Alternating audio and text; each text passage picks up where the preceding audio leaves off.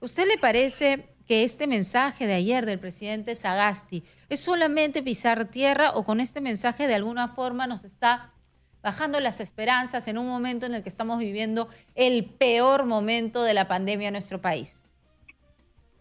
Bueno, es real, ¿no? Es un momento feo. Eh, Nunca hemos tenido tantas muertes como la que estamos teniendo actualmente. O sea, lo que está haciendo es simplemente darse cuenta él también de lo que está sucediendo. Bien, y usted cuando estaba viendo ayer, hemos estado conversando al comienzo del programa sobre las imágenes que hemos estado viendo ayer en algunos cierres de campaña, como por ejemplo el del señor Lescano, el del candidato de Soto en Arequipa y otros más, algunos pasacalles que han generado bastante aglomeración. Usted veía estas imágenes el día de ayer y le quedaba claro cómo estos candidatos estaban generando estas aglomeraciones que definitivamente han sido punto de contagio. Bueno, en realidad no me atrevo a calificar el hecho de convocar tanta gente, mm, porque terminaría yo diciendo que parece una irresponsabilidad, ¿no es cierto? Ujú. Que ha sido una actitud mm, poco plausible, diría más bien, poco plausible. O sea, no se puede, pues, generar más opciones de contagio en un momento como el que estamos pasando, dado que no hay camas UCI. O sea, los hospitales están llenos de pacientes que requieren una cama UCI y, sin embargo, lejos de evitar una situación como esta, la seguimos generando, ¿no? Bueno, es una pena. ¿Y porque es la pregunta que todos están haciendo en este momento, con una segunda ola tan larga, tan fuerte, cuándo y cómo podríamos ir viendo una curva menor, que la curva va bajando? ¿Cuándo? ¿Solamente con las vacunas, doctor? Eso sería grave.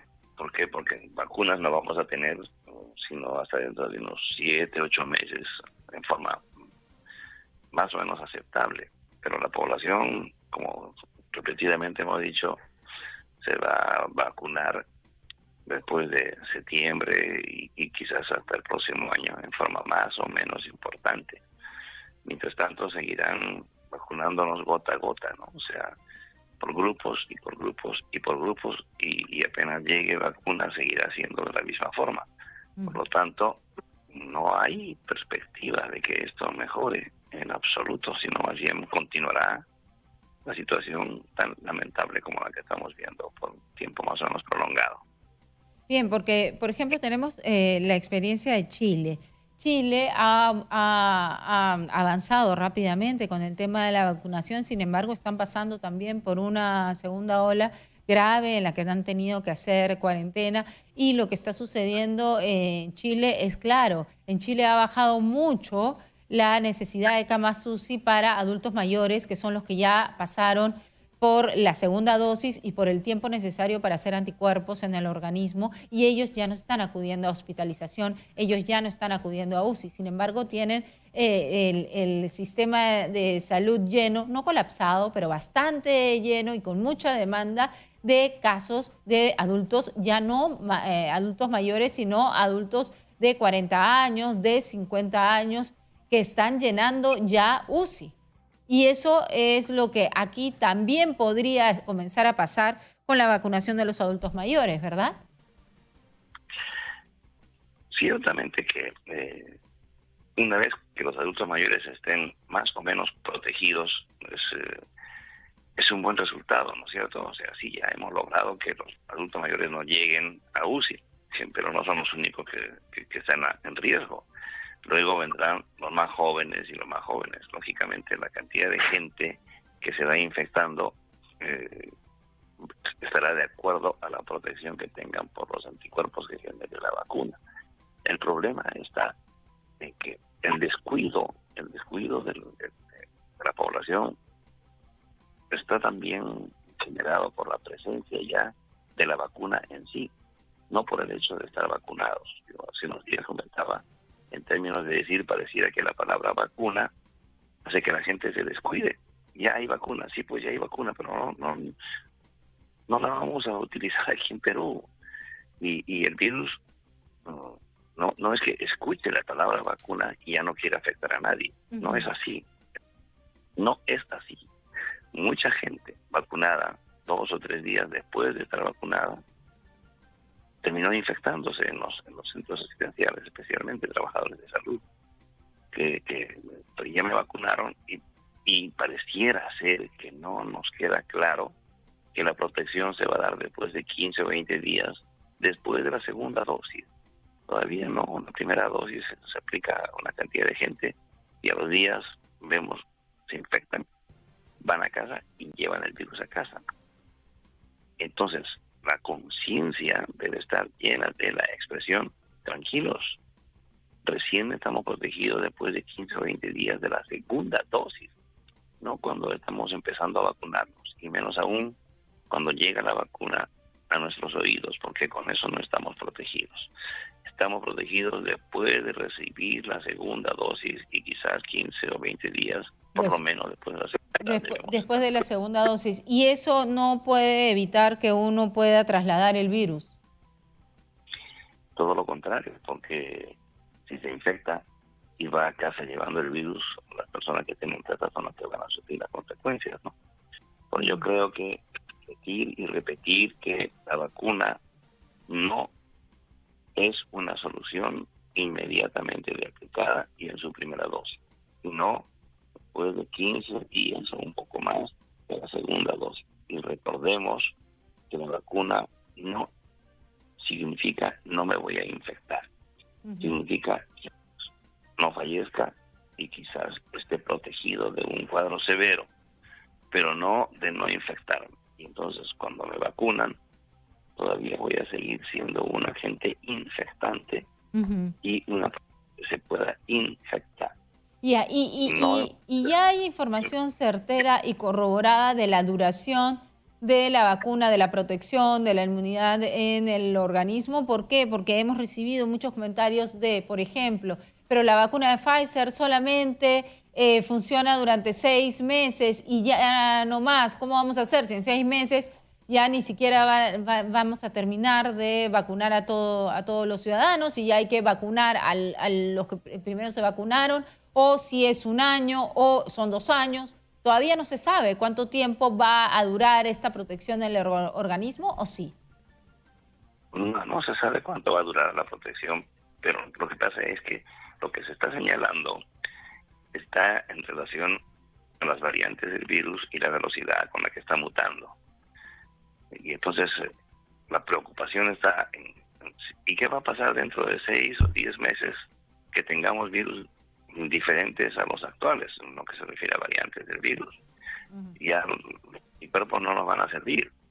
Bueno, sí, pues esa es una preocupación real, tan real que cuanto más nos demoremos en vacunar a la población, más opciones tiene el virus de seguir mutando.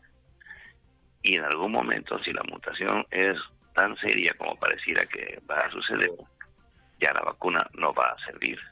Y el próximo año, si hemos demorado mucho en vacunarnos, vamos a necesitar otra vacuna, ya no la actual, porque el virus será absolutamente nuevo en lo que se refiere a la zona donde actúan los anticuerpos contra él y generados por la vacuna actual. Esa es la preocupación real.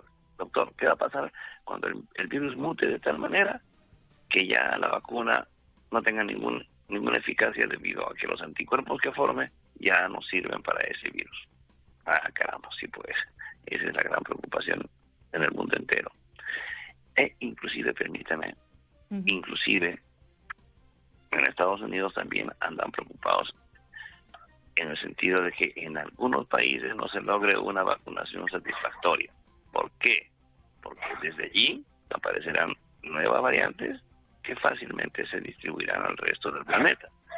Si, por ejemplo, quedase Perú como un país sin vacuna y donde aparece una variante o una cepa nueva capaz de ser difundida, ese virus saldrá conforme la gente salga de viaje. Entonces sí, es una preocupación natural para cualquier parte del mundo, así como, por ejemplo, tenemos la cepa brasileña que está circulando más allá de Brasil. Lo mismo va a pasar con cualquier cepa de otro país.